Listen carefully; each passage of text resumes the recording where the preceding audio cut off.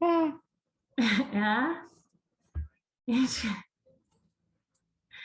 Ta-da! What are you doing? I'm putting tassels on. Oh my gosh. Oh, you guys get to see this in a minute. It's really pretty. I wasn't even paying attention. So not a thing. Good morning and welcome to the Sun Dragon Sideshow. The Adventures of Liz and Rebecca. I'm Rebecca. I'm the owner of Sun Dragon Art and Fiber in muggy and yucky and probably going to be really nasty today, Brevard, North Carolina. I'm Liz. I'm the minion there. I was like looking at the No, it feels like there was something dark right here next to my head, and I was like, the yarn is coming to like... eat you. No, there are all these cute ribbons on the counter and on the table, whatever we're calling this surface here.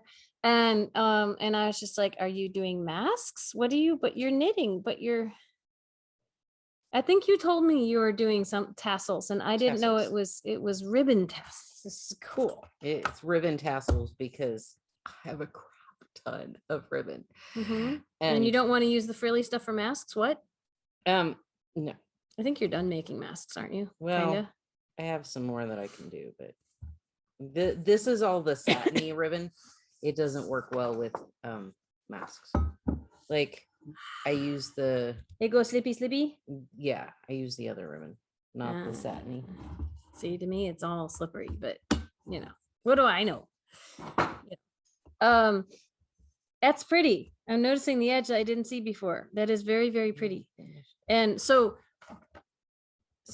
disclaimer about weather and things and stuff, and then we're going to show you pretty things. So we are supposed to get Ida today and tomorrow.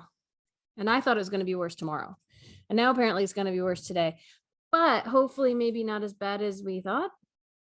Hopefully. Superstition. Yay. You know. So we will be here as long as we can today. And if we think it's too dangerous, we may head home. Of course, heading home in the dangerous stuff, not the smartest idea. So, you know, we'll see. But if the power goes out, we'll head home. If we lose power, there's not much point in staying here. So, so upfront disclaimer about knit night tonight. It will happen if I have power at home. If you try to join the weight room, so 6 to 9 p.m. Eastern Standard Time. Zoom code is 828-877-3550. the shop phone number. If you put that shop phone number in and you're somewhere that's warm and dry and safe and all this craziness, and it says, please wait, the host will let you in, and it goes on for a while. Like it could be that I'm not paying attention. That does happen. But if it goes on for too long, it means that we're not there to let you in. So well, if you haven't started the meeting, is there a different message? It'll just say waiting for the host to start the meeting. It won't even send you into... Yeah, if it says waiting for the host to start the meeting and it's between 6 and 9, not like 6:05, because you know I might be running late. But if it's like 7 o'clock and it says waiting for the host to start the meeting, I've lost power.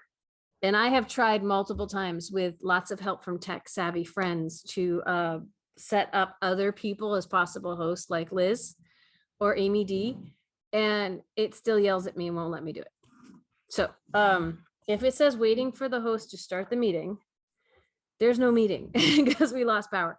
But here's hoping that, you know, it's okay. We're going to get some wind and rain, and it's more the wind that we're worried about. I got a flash flood warning yesterday. Yes, like they're already prepping. They're already prepping for us to get walloped, and she knows. With the rivers as high as they are, and From the ground Fred. as saturated as it is, it doesn't take that much It's more like, to bloop. Yeah. Welcome to the mountains. Yeah, I have to say, so I've told the story on Knit Night and other places.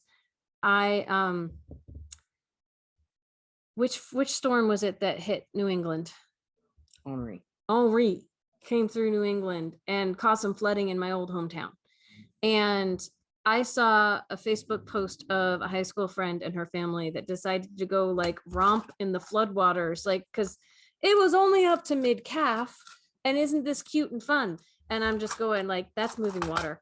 Like around here, that's dangerous. I mean, it's dangerous up there too. So please, if you're anywhere in the path of this storm and it leads to flooding where there is water that is moving, please don't go stand in it, because I don't want to be like too much of a like doom and gloom person, but that's how people die. So my friend and her family got very lucky, but the pace that water was moving, it would not have taken much, but they were probably like, but it's only like a foot deep. That's not good. It takes a couple of inches just to float a car. Yeah. If that much. And I mean, they were walking, so they probably somehow thought they were fine. But okay, moving on to better topics. But please, if there's moving water, like I've driven through water that covered the road once and it wasn't super deep, but as I was driving through it, I went, this is not a good idea. This was years ago. I shouldn't have done this, and I just powered through to get to the other side, and I will not do that again. If I see water covering the road, I will actually pay attention to the turnaround, don't drown thing, because we should be fine. I've put word out to my shopping appointments and lessons for today and tomorrow.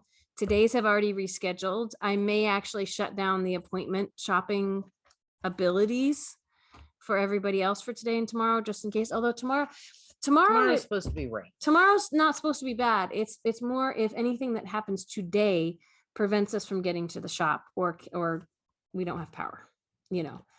That's what could affect tomorrow. But we are nowhere near what they're going through in Louisiana, and how they might be weeks without power and craziness, and and our thoughts and prayers go out to them, definitely, especially people like Karen. If she has a chance to watch this, we hope you are safe, and we hope that your house is okay when you are able to get back to it. So that's my doom and gloom part of the broadcast. So let's get to what we did this weekend. I have fun things to do, but that just looks so fun. Tell me more about it. So tell us more about it. This weekend, I realized I was close enough to the end, or to where I wanted to end last my week. scrappy shawl. Let me tell you, last week was, I don't know, I want to be done. I've lost the will to knit. I think I want to be done. And I went, just be done. Rows. Just be done. I don't care. Be done. And she's like, well, but and I was just like, this is your internal dilemma. I cannot help. I can offer support for whatever you decide. But it's kind of like when I ask Knit Night and other people, like, what color should I make this? It's like, it's a trap. Well, it's like I could give her all the advice or all that. I think you should do this, that, or the other. But if it's not what she wants to do, she's not going to do it. Same thing with a lot of my knitters. If it's not really what they want to do, even though I'm giving them the best advice I can, if they don't want to do it, it's not going to get done. And that's, you got to be comfortable with your decision or with what you want to do. So, excuse me. What I wound up doing was adding like one more repeat, like going through the thing one more time. And then I was like, you know what? I'm supposed to go through it one more time after that. Tassels. And then I'm going to die. So I didn't. I just went ahead and finished it. And I bet it's ginormous and huge and wonderful. It is anyway. ginormous and See? huge. Okay, the original pattern is supposed to be like 2 strands of lace weight held together on a size 4 needle. And so you do. I'm doing that on my Viking woman. So you get to 15 repeats on each side. And it's a cute little thing. It's a large shawl. Yeah. At least on the mannequin. And I bet it can stretch like double stranding lace weight. You can block the heck out of it and it will grow and be huge. Yeah. I did everything from cobweb to super bulky on a 10.5 needle. Shocker. I know. And I took it off the needles yesterday and I went, it's big. But let's put 9-inch tassels on it. Yeah. How many people has that happened to, where it's like, it's not big enough, but it's jammed on the needles. So it's not big enough. It's huge.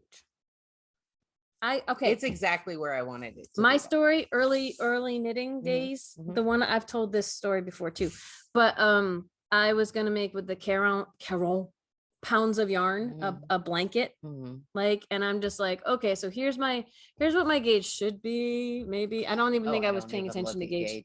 Well, here's okay. I might have done like what the ball band said. so many stitches per inch on this size needle. And so I used math and I said, okay, I'm going to cast on some, I don't even remember the number of stitches. This was probably before my first sweater. I was like, I'm going to cast on so many stitches and it's going to be 6 feet wide and I'm going to knit for 6 feet and it'll be this amazing blanket. And I did it in these big squares. It was like knit for 20 and then purl for 20. And then when you get like 20 rows in, giant basket weave. Like it was like, it's like, looked like giant squares. Yeah. Yay.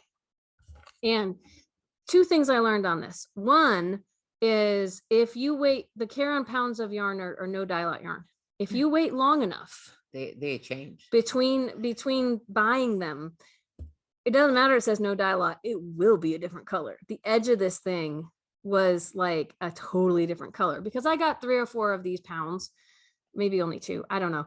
And I was like, this is weird. I need more yarn. I'm still not at 6 feet. How could this be? I also managed to break a pair of circular needles with the weight of this thing. Yeah, because it was cheap ass, excuse my language, cheap but circular needles. And when I bound off, I discovered why all of these things happened, because it wasn't 6 feet wide, jammed, lots of weight jammed on these needles. It turned out to be 12 feet wide. Yeah, I ended up with what essentially my ex-husband and I used as a sleeping bag for both of us, like where you could lay it down because it was 6 feet this way, lay it down and then wrap it over us. That's what we slept with in our little pop-up camper when we were camping. Like it was huge, but when it's all jammed, because it's the same thing as when people make a hat or want to make a hat and we give them 16-inch circulars and they're like, this is smaller than my head. And it's no. You can jam a lot of stitches on there. And when it comes off, it will be the right size. The circular needle does not determine how big around your finished product will be, because you can jam like enough on this that it will fit over your shoulders. So I had a this is like getting back to my story. Well, no, it goes with yours. I had like 80 inches worth of cable because I had a 60-inch cable with the 2 needles. And then I had 20 inches that I had screwed on. I don't know why. And it was still bigger than that because it was all jammed up. No, I could jam it all on within the 20 inches. Like it was, it's almost 400 stitches, but I could get all the stitches jammed on. Like when I was going back across, I could shove everything down within the 20-inch cable. It's like when it, circular, if you're doing a knitting in a circle, I don't know where that's going to show up. There you go. You want something that is a smaller circumference than your end product, or else it's going to stretch it out. The next needle up from this is too big for a hat, for most hats, except for Mondo size heads, because it will stretch out your stitches. With flat knitting, I tend to want something that's longer than what I'm working on, but you can jam stitches onto that too, So, yeah. Exhibit A. Yeah. So we should show people this lovely tasselage that we keep talking about, and it's out of their view. It's still big. Out of their view. You hold it up and it's still in your lap. I know. Would you like me to help you hold that up? Wow, look at those tassels. They're not all done. Well, I know. There'll be 2 tassels at the end of every third? No. Every other? The everyone? Yeah. Okay, because I'm like, sorry, some of these have every other and some of these have every third, and I don't know, you're gonna have to retie them. I haven't cut all of them. I cut a half hour's worth of cutting last night and then lost the will to cut. I should go to bed and I should have gone to bed, but I had things to do last night. So yeah. All right. Yeah. So look at this, so pretty. They're 9-inch tassels. Are you going to trim them, or are you just happy with where they are? I don't think you need to, because it's not like they're all right next. What? Actually, so this is the problem. Don't give it the haircut that will mean they all become little stubbies. No. It's, if I add any more weight, it's almost to the ground. You'd have to get up on something for people to see that. So yeah. I did clean off my little step stools, but I don't think you'd be up high I enough. don't think I'd be up Um, I am observing puppets. that I am observing that the middle of her triangle point almost touches the ground, not quite. There's a couple inches to spare, but yeah, when she puts more tassels on it, it'll probably pull the whole thing. You could just, cowl it up around your neck, I like could. bunch it up. You could micromanage, I know. Those are very pretty. They're very ribbony, Mm-hmm. which goes really well with the. Sorry, I saw a bow tie. It makes me want to pull it. I won't. I have to weave in ends. I haven't done that. I was like, ooh, tassels! Squirrel. So anyway, apart from all the fringe down this side that does not look right. I told her she should be a trendsetter and leave the fringe on one side of the top. Won't that be attractive? No. So yeah. it is finally It's pretty. done. Like that adds to the scrappiness. Yeah. I love it. I love it. I love it. I love it. So it's reminding me of the shawl I finished out of the cumulus that I still have yet to block. Because life. I could block this, and in fact, it would look really, really good with blocking because it would open up all the it lace would work. open up all the lace work. But that's a pain. But in it's the bum. ginormous already. Ginormous. That's what we call block with wear. Yeah. Stand out in the rain today, and then it's my favorite blocking method. Yeah, right. It's either block with wear or super aggressively block it. Yeah. It especially with the tassels. Tassels are gonna. It may pull it so it opens up that lace work a little bit more, and it's all good. You wouldn't think that ribbon weighs that much, but when I've already ran out of like 2 spools of ribbon. Oh, I can believe it. So, yeah. Ribbon weighs more than yarn Yeah. a lot of the time. Yeah. So that's why they sell it in little itty bitty bits. Yeah. Should we start selling ribbonless? No. Because we wouldn't have enough for people and what they want. And oh my gosh, when I the right kind, and then when I somebody would watch- have to measure it. Is it Bernadette Banner, the lady on YouTube? Yeah. I say lady, she's younger than us, but when she goes shopping in the garment district and she walks into a store for lace and edgings, and oh my gosh, Yeah, like it's amazing, and there's no way we could do it. It's like people who want us to carry cross stitch and embroidery floss, and we would just make them sad because we would bring in cheap stuff that we have space for, that we have access to, and they'd be like, what is this crap? if you're gonna do it justice, you've got to have the hand done and the Aida French cloth lace, and lace. the even nicer cloth than that, because that's not very nice cloth.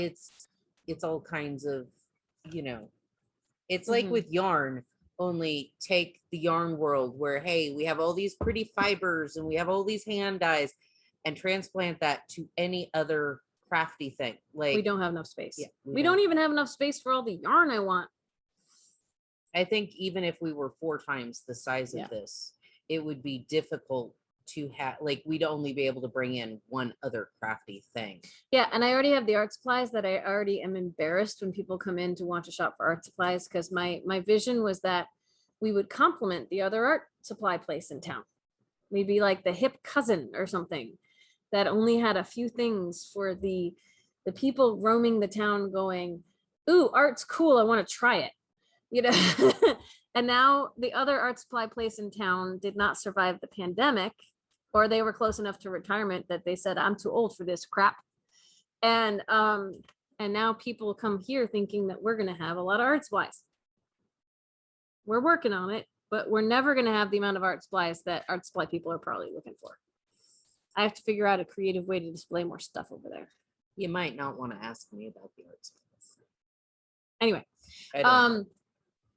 I have to brainstorm on that, like more cubby units or more something. I don't know, but we can't cover up some of that far wall because it's got the fuse box and the internet box, and it's like, it's frustrating. Anyway, on another note, let's see where to begin, because here's the thing. Like this morning for morning meditation, I was just going, there are certain things I've been focusing on enough that I didn't want to put them in morning meditation again.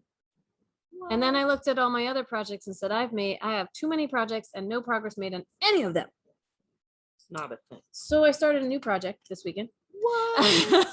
Well, we have our yarn of the week, and here's We what's do. left of my yarn of the product of the week that is going by. It's not going bye, but it's not going to be the product of the week tomorrow if we can get in, and if we have power. You know, if craziness ensues, like we have all these orders to fill from a sale we had this weekend, but we're not so overwhelmed as we were the day that the day after Fred.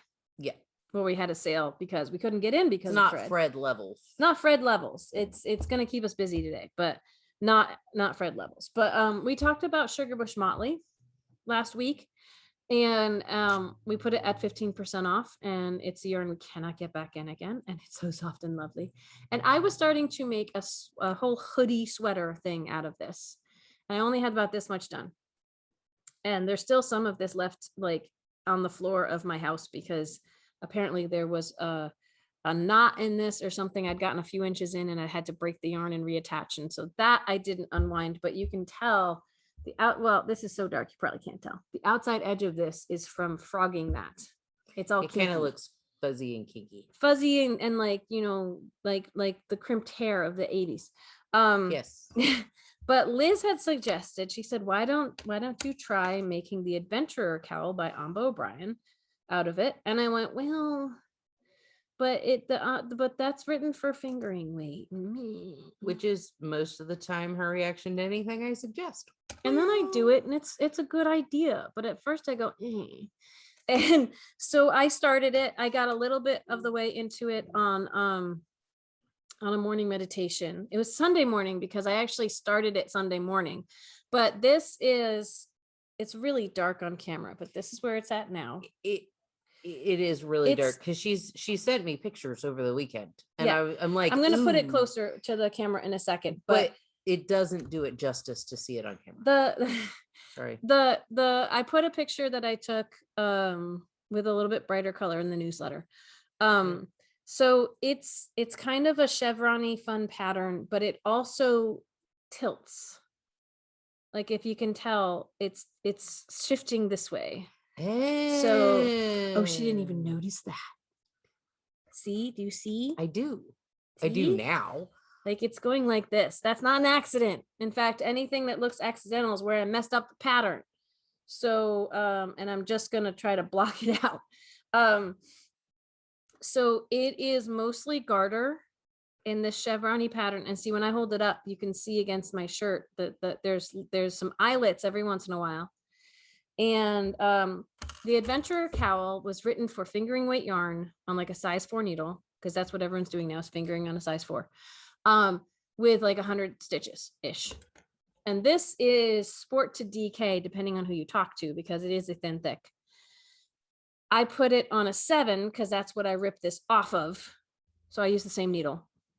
And I took it down to 80-ish stitches. I took one repeat of this chevron out.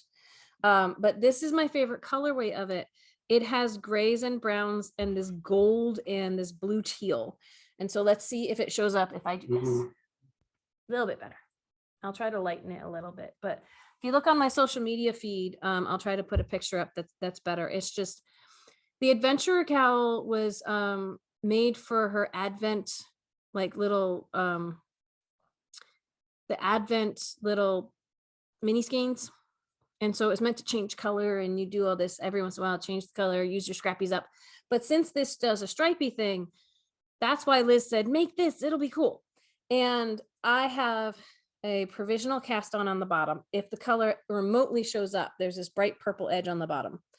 And that is not in the yarn. That is my provisional cast on. All these yarns are getting stuck together.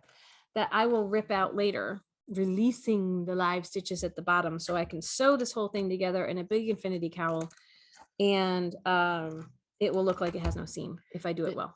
The thing I liked about it was you could do it as wide as you wanted, and you could do it as long and drapey or as short as you wanted. Like there wasn't. Yeah, she recommends a couple of different sizes, but it's cowls that you make as wide as the cowl is going to be sitting around your neck, and then go means you can adapt the length of it. if you cast on a cowl, I'm trying to get, it's because I left this long end to my provisional cast on. If you cast on as long as it's going to be this way, and then you have the height, you can make different. You're stuck to whatever your circumference is. But this is going to be a drapey thing going around my neck this way. And see, I was even worried that 80 stitches wouldn't be enough and it won't be wide. This is plenty wide for a cowl. Oh yeah. I probably could have gone down to 60, but I didn't want to lose too many of the little chevrons. So it's going to end up being a thick cowl around my neck. It may not be a long one because I'm probably only going to use this one skein of yarn. But whenever I'm close to being done, I'm just going to save enough so I can Kitchener it when I'm done. So I will keep you apprised of how that goes. All right. Next thing, I focused on like 2 projects most of the week. My morning meditation this morning was my room with a view shawl that is, don't want to say boring, but I've already said it now. The fun it's all garter. It's stripy garter and like, but it means the bottom is stripy. The once it gets big enough, the fun starts happening, but it's getting it through the stuff that's not as exciting until it's fun. And in theory, this is one of the projects I should be working on when my brain can't handle something complicated. But I like complicated, so it's hard to take a break. Okay, so I wanted to share, I finally spent some of yesterday, getting my Charlotte's Universe caught up. And a lot of people, Knitting Fever regrammed one of my videos for this, and then a picture from one of my posts on this. And all of a sudden I noticed other people, like, it doesn't tell me when people regram Knitting Fevers, but other people, 2 or 3 different companies started sharing my thing. Oh, wow. Probably because they saw it on Knitting Fever, but I finished part 6 and I started part 7 and I ran out of yarn because it was here at the shop and I didn't bring an extra one home. But not a thing. So not a thing. But okay, good. I'm holding this. I got all my, look, it's almost too big. That is huge. Isn't that awesome? Like the pictures on the floor make it look like it's this little square. It's this little doily on the floor. No, this is huge. So here, I'll try.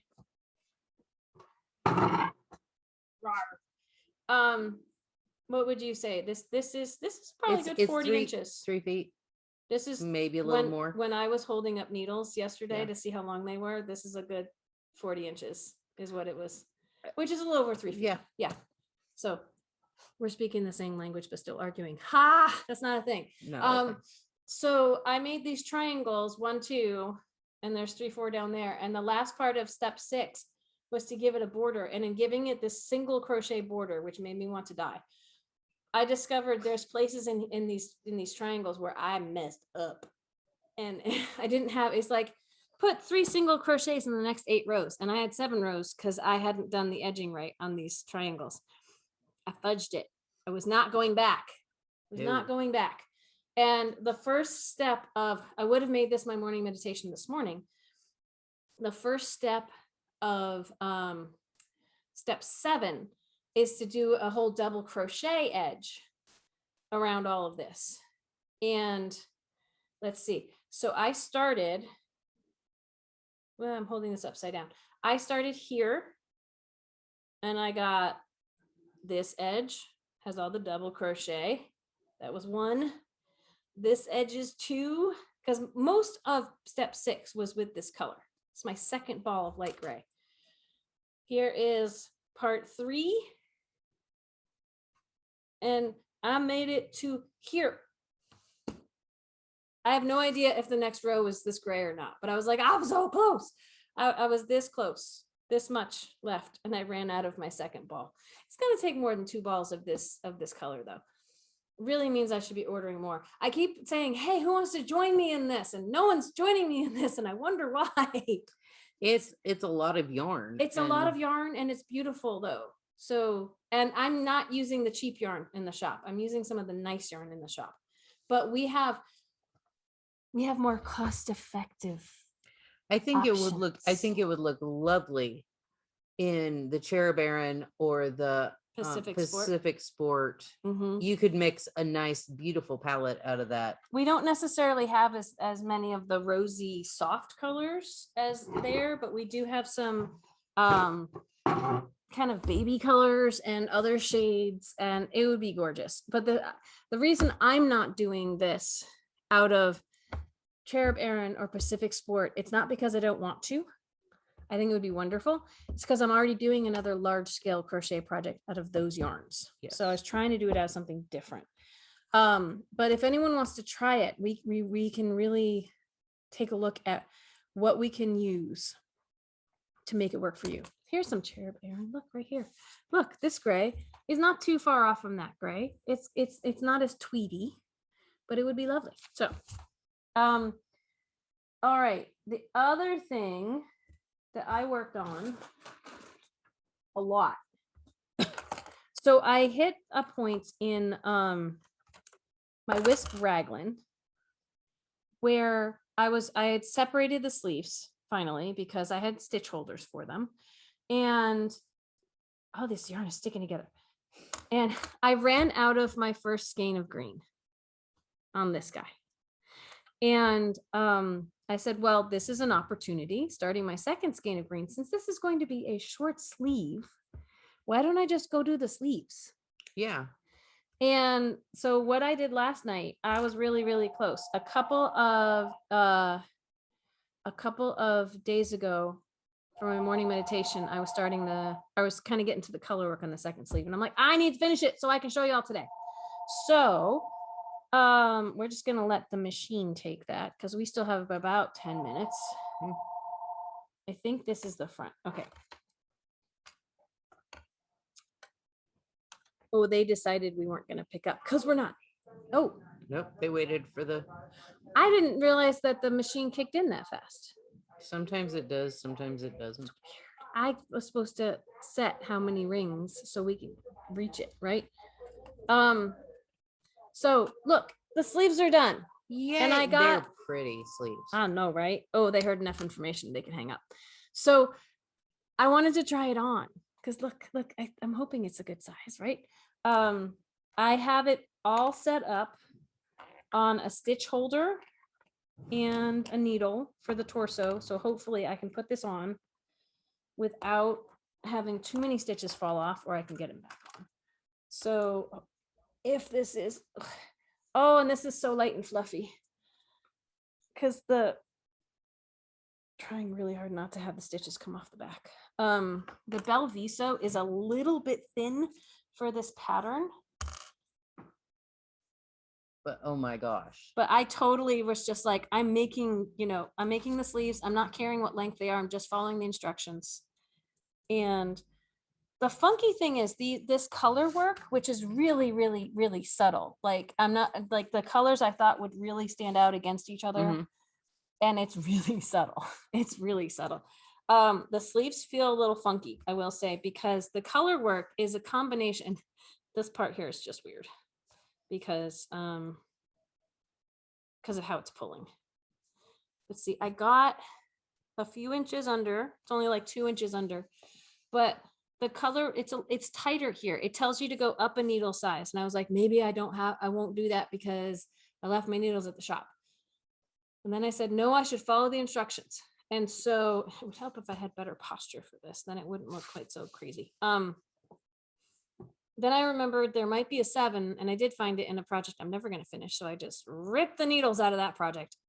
And the color work is done in 1 needle size up from the rest of this. But the color work is also, it's 1 row of stranded color work and then 1 row of slip stitches. So it's kind of funky. And I had to do it on magic loop. So there might be some weird like seaming showing. Blocking might help. I'm hoping blocking will help with this. Yeah. So this is, and then she had options for the cuffs. She was like, if you want them tighter, do knit 1, purl 1, ribbing. And if you want them a little looser, and I was like, I think I want them a little looser. I did knit 3, purl 3. And I did it with the smallest needles. I did them on like a size 4, but they are actually puckering the ribbing. is a little floofier than the color work, even though it was done on a much smaller needle. The color work was done on a 7. It's probably a combination of the color work was done on a bigger needle, and it's a plant-based fiber. So like that's more, if this was done on a wool, it would be reacting much differently than it is with the plant fiber. But I'm a big fan of, when I do short sleeve things, I mean, I've broken this rule several times. When I do short sleeve things, I want to do them on a plant fiber for the summer, right? And I'm going to keep facing this way because I don't like how I look when I turn to the side. But that's not a thing. So not a thing. And this is getting pulled in by the weight of my needles. So it's not actually, I think it's going to be the perfect like floofy down thing. There's going to be this kind of color work at the bottom down here. I've got a mirror over there. I'm just like, ooh, this is pretty. Ooh. Now maybe she'll finish it. Maybe. I should finish at this point because the sleeves are done. I mean, come on, right? It's the Wisp Raglan. It's got, look, if I pull it out to the side, you can see it has holes. Sorry, I'm getting a call on my phone. It's a 610 number, which is the same as my cell phone, which means it's not a real call. There are eyelets along the raglan seam, which is really, really fun. So I'm excited with this. When I finish this, I will put it on with a little cami underneath instead of a whole baggy t-shirt. And it will probably look awesome.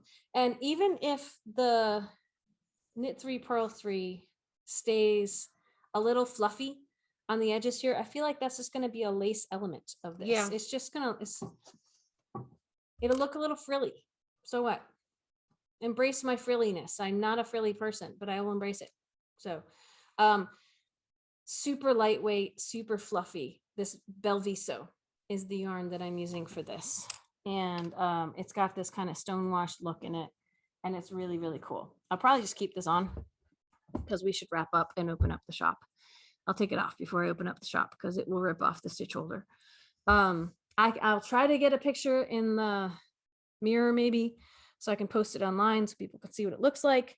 But I am proud of my accomplishment with this. So it looks pretty, and the color looks good on you too. Oh, thank you. It's green. My eyes will change to match green. I had a lady who came in shopping last week who suddenly in the middle of us having a conversation said, "You have really pretty eyes." I went, "Well, thank you." Because that's like all you can see of my face when we're shopping with masks on. And I'm thinking, I don't even have green to make them look prettier because that tends to happen. It's their hazel and they will change to match what I'm wearing. And I'm like, the mask disrupts that unless I always wear a green mask, which I don't. Anyway, neither here nor there. So we already talked about knit night tonight, which will happen if we have power.